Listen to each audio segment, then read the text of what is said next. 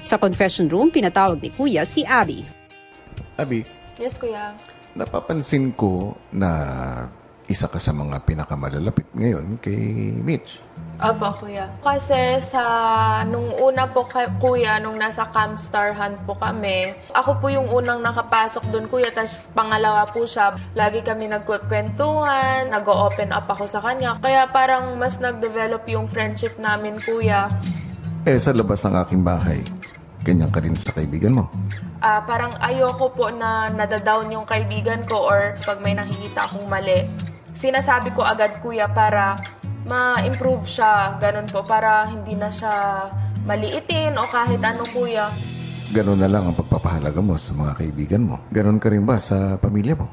Opo, Kuya, sobra. Sobrang importante po kasi sa akin sila mama tsaka si RJ, Kuya, yung kapatid ko. Kasi syempre po, Kuya, tatlo lang po kami sa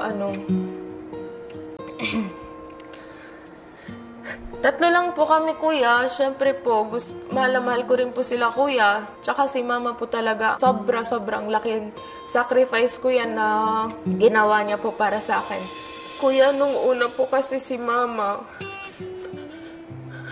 18 years old pa lang po siya. Nagpunta na po siya para mag-OFW. Nag-domestic helper po siya. Doon niya po na-meet yung papa ko, Kuya. Tapos, dati po kasi, ang naaalala ko, lagi po sila nag-aaway nun, Kuya. Kaya parang si Mama gusto niya po umuwi dito sa Pinas. Si Mama umalis siya. Tapos simula po nun, si Mama na lang po naghahanap buhay para sa aming dalawa ng kapatid ko, Kuya. Naipadama ba ng papa mo yung pagmamahal niya sa'yo?